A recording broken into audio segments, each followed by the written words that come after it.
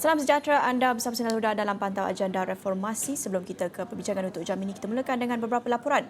Perdana Menteri Datuk Seri Anwar Ibrahim hari ini membentangkan kajian separuh penggal Rancangan Malaysia ke-12 atau KSP RMK 12 bertemakan mampan, sejahtera dan berpendapatan tinggi di Dewan Rakyat. Dan tiga tumpuan utama rancangan tersebut ialah memperkukuh kemampanan, membangunkan masyarakat sejahtera dan menuju negara berpendapatan tinggi dengan 17 anjakan dan 71 inisiatif utama berdasarkan prinsip ekonomi madani. Perdana Menteri berkata peruntukan RM400 bilion di bawah RMK 12 akan dibelanjakan sepenuhnya dengan tambahan siling RM15 bilion untuk membiayai bidang keutamaan rakyat, di samping memperbaiki mutu pengurusan dan menyasarkan semula subsidi bagi menampung keperluan asas rakyat. Anjakan baru bermula dengan menoktahkan kemiskinan tegar, menyelesaikan masalah asas prasarana dan keperluan asas rakyat, termasuk perbaiki sekolah dan klinik taif, menjamin bekalan air bersih serta meneraju ekonomi Islam. Dalam bidang menoktahkan kemiskinan tegar, insya-Allah kita akan berhasil menempuh kejayaan yang bermakna sebelum akhir tahun ini. KSP RMK 12 akan menyemak semula dasar, strategi dan sasaran secara menyeluruh dengan mengambil kira kesenjangan pembangunan kota, desa dan pedalaman, dan juga miskin kaya yang masih wujud, hutang yang membengkak, ruang fiskal yang terhad dan peralihan struktur ekonomi yang perlahan. Dalam pada itu, Perdana Menteri berkata, berbeza dengan pendekatan model ekonomi sebelum ini, KSP RMK 12 digarap berdasarkan ekonomi madani, bertitik tolak daripada falsafah pembangunan dan pertumbuhan ekonomi yang manusiawi, berteraskan nilai, kemasyarakatan, peradaban dan norma. Sementara itu, selepas tiada ruang untuk membangkitkan usul tergempar dalam Dewan Rakyat, Perikatan Nasional PN mendakwa Yang di-Ketua Dewan Rakyat Tan Sri Johari Abdul mungkir janji. Dan Ahli Parlimen Arau Datuk Seri Syahidan Kasim berkata, Speaker memungkiri janji untuk memberi ruang kepada Wan Ahmad Faisal Wan Ahmad Kamal PN Machang untuk bercakap mengenai usul tersebut yang ditolak. Keputusan itu menimbulkan rasa tidak puas hati dalam kalangan ahli parlimen PN kerana Johari sebelum itu memberi jaminan untuk memberikan ruang berkenaan kepada Wan Ahmad Faisal. Menurut Johari, ruang itu akan diberikan selepas pembentangan kajian separuh penggal KSP RMK 12 oleh Perdana Menteri Datuk Seri Anwar Ibrahim. Bagaimanapun, Johari tidak memberi ruang tersebut dan bertindak menangguhkan sidang khas Dewan Rakyat. Sebaik sahaja Perdana Menteri selesai membentangkan kajian berkenaan. Kami tak sangka di Dewan Rakyat, di Dewan yang mulia ini, tiba-tiba lagi sekali dengan rakyat Malaysia menonton seluruh Malaysia bahawa kami akan diberi peluang untuk membentangkan usul 18.1 selepas pembentangan Perdana Menteri. Tiba-tiba kami tidak dibenarkan dan kami tidak diberitahu sama ada besok boleh bawa ataupun tidak.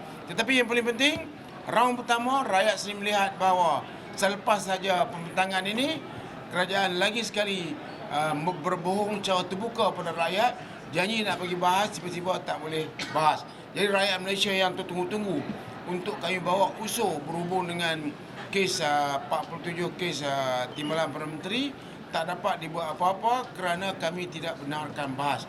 Notis usul tergempar yang dikemukakan Wan Ahmad Faisal meminta sidang Dewan Rakyat ditangguhkan mengikut perkara 18-1 dan -2 Peraturan-Peraturan Majlis Mesyuarat. Ia adalah bagi memohon penjelasan daripada Peguam Negara mengenai keputusan penarikan balik 47 pertuduhan ke atas Datuk Seri Ahmad Zahid Hamidi.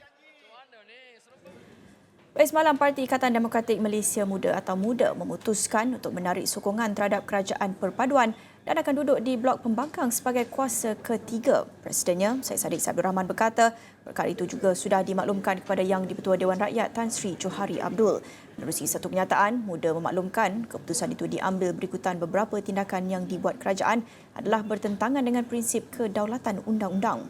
Katanya keputusan Peguam Negara melepas tanpa membebaskan timbalan Perdana Menteri Datuk Seri Ahmad Zahid Hamidi terhadap 47 kes pertuduhan membabitkan pecah amanah, rasuah dan pengubahan wang haram tanpa penjelasan yang meyakinkan telah menimbulkan pelbagai tanda tanya kepada rakyat. Syed Saddiq yang juga ahli Parlimen Muar memberitahu langkah itu melanggar prinsip kerajaan madani yang ingin melawan rasuah sebelum ini. Dan beliau berpendapat tindakan itu menyebabkan institusi perundangan negara dicemari dan kerajaan perpaduan seolah-olah telah menormalisasikan budaya rasuah. Namun begitu, beliau memberitahu meskipun muda berada di blok pembangkang sebagai kuasa ketiga, parti itu akan terus komited untuk menyokong usaha kerajaan dalam agenda pembangunan negara progresif yang memerlukan undi 2/3.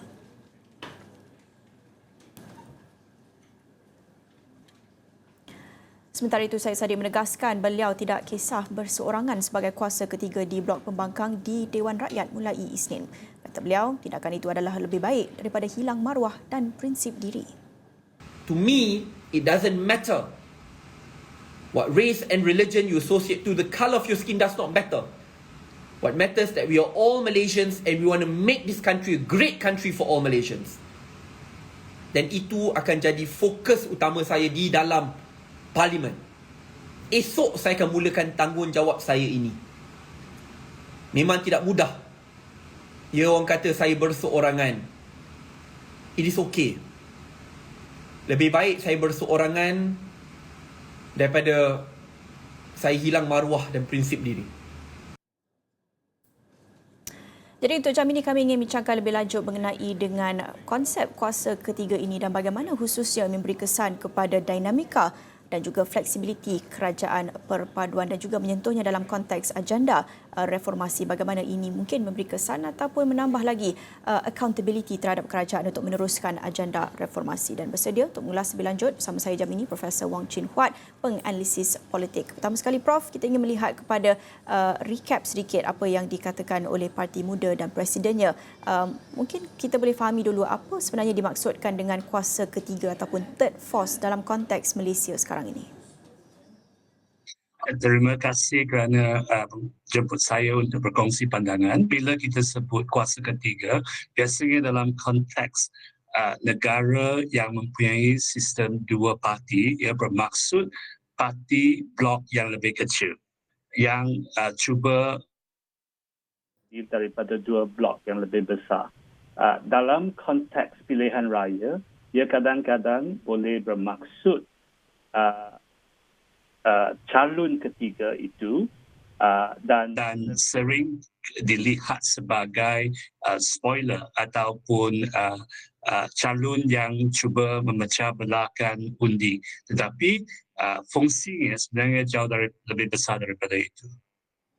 Ya, kita nak fahami fungsinya dalam konteks kerajaan perpaduan yang kita ada sekarang ini. Tentunya kita berdepan dengan situasi yang unik selepas pilihan raya umum yang lepas. Kita menyaksikan terbentuknya kerajaan perpaduan buat pertama kali.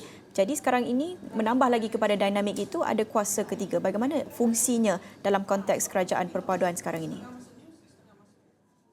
Saya rasa apa yang cuba diketengahkan oleh YB Syed Saddiq ialah peranan sebuah parti pembangkang yang tidak negatif terhadap kerajaan. Seperti mana yang kita lihat lebih dalam kes Perikatan Nasional.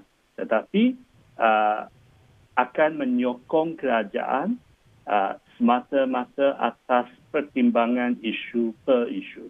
Itu yang satu perbezaan yang besar dan ia tak semestinya berjaya. Tetapi kalau ia berjaya, kita mungkin akan lihat interaksi antara parti yang lebih sihat. Di mana seperti mana yang kita lihat sebelum ini dalam 13 bulan di bawah Perdana Menteri Datuk Seri Ismail Sabri dengan MOU, sungguh pun ketiga itu ia bukan kuasa ketiga tetapi adalah blok kerajaan dan blok pembangkang bekerjasama. Yang di sini apa yang kita lihat adalah selama ini pembangkang PN tidak bersedia untuk menjadi pembangkang untuk 4 tahun seterusnya. Sebaliknya cuba untuk menjatuhkan kerajaan dan kita melihat persaingan yang tidak sihat sampai menggunakan 3A. Tetapi kalau kita dapat pembangkang yang berlainan motivasinya, maka kita mungkin lihat pencapaian Parti Muda ini sungguh pun dia sangat kecil dan dapat cuma seorang ahli parlimen dan seorang adun dalam pencapaian lebih bermakna untuk memberikan semakan dan imbangan kepada kerajaan tanpa mempunyai perasaan memusuhi. Saya ingin merujuk khususnya kepada kenyataan YB Syed Saddiq. Katanya sokongan tetap akan diteruskan khususnya untuk dasar-dasar yang dikatakan progresif. Dan tadi Prof juga ada merujuk kepada situasi kerajaan bawah pimpinan Datuk Seri Ismail Sabri Yaakob di mana termeterainya MOU pada ketika itu, dan kita juga lihat banyak agenda reformasi dapat dicapai pada ketika itu dengan adanya MOU kerjasama antara parti. Dalam konteks sekarang ini kita lihat sokongan dapat diteruskan untuk dasar-dasar progresif katanya. Bagaimana ini mungkin memberi kesan kepada fleksibiliti kerajaan untuk teruskan agenda reformasi? Kita lihat situasinya berbeza tentunya dengan kerajaan perpaduan dan juga muda ketika ini dengan hanya satu kerusi sahaja. Bagaimana atau sejauh mana ini mungkin memberi kesan kepada fleksibiliti kerajaan? Hak parti muda dengan satu kerusi bermaksud apa yang Syed Saddiq mampu lakukan ialah melalui tindakan atau kenyataannya melalui media massa dan juga media sosial. Dia tidak dapat bilangan number yang dapat mengubah realiti politik untuk ketiga ini dan mungkin 1-2 pilihan raya yang akan datang. Tetapi apa yang menjadi menarik ialah kita tetap akan sebenarnya lihat agenda reformasi itu berterusan kerana Syed Saddiq sendiri mengatakan bahawa ia tetap akan sokong kerajaan. Jadi apa perbezaannya? Perbezaannya ialah sebelum ini beliau dilihat sebagai sebahagian daripada bangku kerajaan government branch. Maka keputusan yang dibuat oleh kerajaan akan terus mengikat beliau. Tetapi sekarang beliau sebagai seorang ahli pembangkang yang sanggup menyokong kerajaan. Sekiranya kerajaan perlukan 2/3, kerajaan harus berunding dengan beliau dan muda untuk mendapatkan sokongan. Jadi kita akan lihat perundingan yang lebih formal.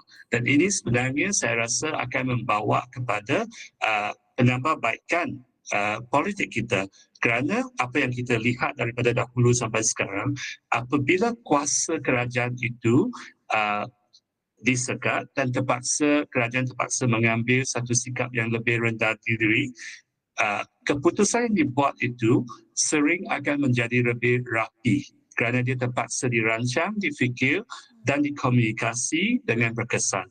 Jadi saya rasa apa yang kita lihat sebenarnya agak simbolik.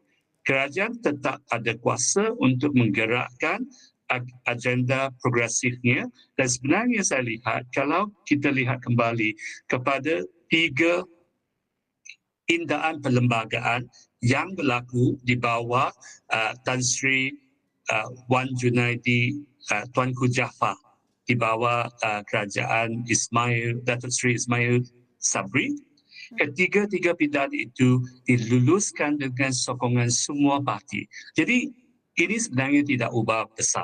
Apa yang lebih menarik ialah sama ada muda dapat bersaing dengan Perikatan Nasional dalam isu-isu yang berkaitan dengan reformasi. Seperti contohnya minggu Sabtu ini PN bercadang untuk mengadakan protes ke atas kes DNAA Datuk Seri Zahid Hamidi, dan muda dan PSM, rakannya PSM juga mengambil pendirian yang sama.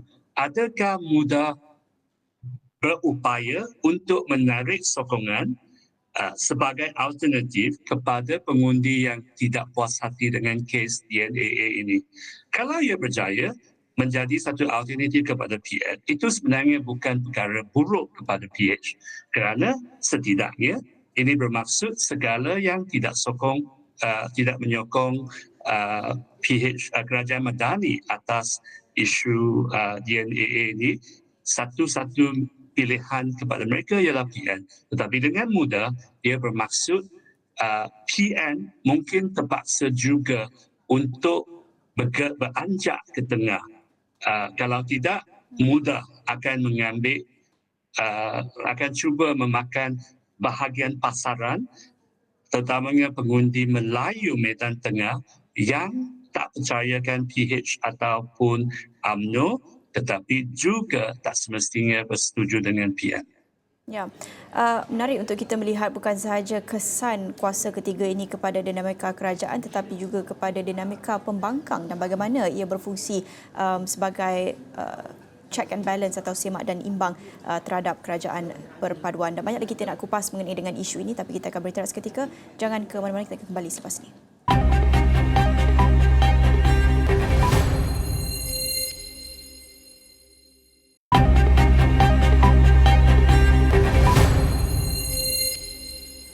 Bertemu kembali dalam pantauan Agenda Reformasi dan masih lagi bersama saya ketika ini Profesor Wong Chin Huat, penganalisis politik, membincangkan mengenai dengan kesan wujudnya kuasa ketiga ini kepada dinamika dan fleksibiliti kerajaan dalam konteks agenda reformasi. Sebentar tadi kita bincangkan mengenai dengan bagaimana ini memberi kesan kepada dinamika kerajaan, dinamika pembangkang, dan Prof juga menyifatkan langkah ini sebagai suatu perkara yang simbolik. Saya juga ingin melihat perkara ini dari sudut optik, dari sudut persepsi. Kita tahu baru-baru ini penganalisis ada yang menyifatkan keyakinan rakyat itu tercalar sedikit terhadap kerajaan. Bagaimana ini mungkin sama ada dapat memulihkan sedikit keyakinan rakyat terhadap institusi dari sudut persepsi, dari sudut optiknya bagaimana? Pada permukaannya, ini sudah tentu akan dilihat bahawa sesuatu yang mungkin negatif kepada Madani kerana kehilangan majoriti 2/3. Tetapi kalau kita lihat lebih dalam daripada itu, saya rasa ini adalah satu perkembangan yang baik kerana politik tanah air sebenarnya telah pun beranjak dahulunya dengan dominasi satu gabungan, kemudian dengan pertandingan antara dua gabungan, dan dalam 5 tahun yang lepas wujud 3 gabungan nasional peringkat kebangsaan yang saling bersaing. Apa yang kita lihat sekarang ialah apabila 2 gabungan itu menjadi satu, kita wujud satu kuasa ketiga. Saya rasa perubahan ini dalam jangka tak lama lagi akan menunjukkan kesan positifnya. Tetapi atas satu syarat. Saya rasa agak penting untuk kuasa ketiga itu tidak selalu menggunakan bahasa yang moralis untuk menyerang parti-parti yang lain, kerana apa yang sebenarnya Malaysia perlukan ialah persaingan antara politik yang profesional, di mana seperti ahli sukan. Kalau kita lihat pemain-pemain bola sepak, mereka bersaing sesama sendiri, tetapi mereka tidak akan menggunakan perkataan kesat sesama lain. Saya sadar tak gunakan perkataan yang terlalu kesat, tapi saya rasa tak perlu kuasa ketiga ini memoralkan pelbagai isu. Apa yang penting adalah menunjukkan bahawa rakyat sebenarnya ada alternatif, dan lebih penting lagi, kuasa ketiga ini seharusnya mendorong perbincangan ke arah reformasi institusi yang lebih mendalam daripada dua segi sekurang-kurangnya, selain daripada pemisahan jabatan pendakwa raya daripada Jabatan Peguam Negara yang kita sememangnya tahu. Yang dua reformasi yang penting, satu ialah perubahan kepada sistem pilihan raya kita supaya rakyat ada 2 undi untuk parlimen dan untuk DUN masing-masing. Satu undi untuk memilih wakil kawasan seperti yang kita sedia ada sekarang ini, dan satu undi lagi untuk memilih parti secara langsung supaya isu seperti transferability antara rakan kongsi itu dapat diatasi, dan juga parti-parti yang kecil, kuasa-kuasa ketiga ini ada peluang untuk mendapat perwakilan yang setimpal dengan keupayaan dan kepopularan isu yang mereka perjuangkan. Yang isu yang kedua, reformasi yang kedua, ialah pilihan raya kerajaan tempatan yang selama ini telah pun ditomarkan sebagai satu konspirasi untuk mematabatkan kuasa kaum minoriti dan yang akan merugikan kepentingan orang Melayu Muslim. Dan sebenarnya tidak. Apa yang berlaku adalah kalau kita ada pilihan raya kerajaan tempatan, parti-parti termasuk parti rakan dalam kerajaan Madani ini, mereka dapat bersaing secara sihat untuk mendapatkan perwakilan. Ini akan sebenarnya meremajakan semua parti yang sedia ada dan juga menguntungkan parti-parti kecil untuk mendapat perwakilan.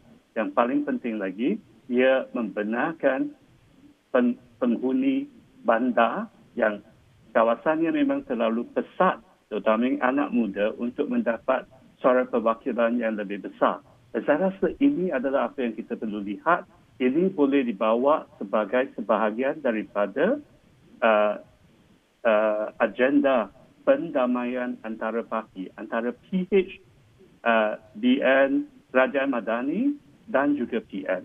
Apa yang kita perlu adalah perbincangan yang lebih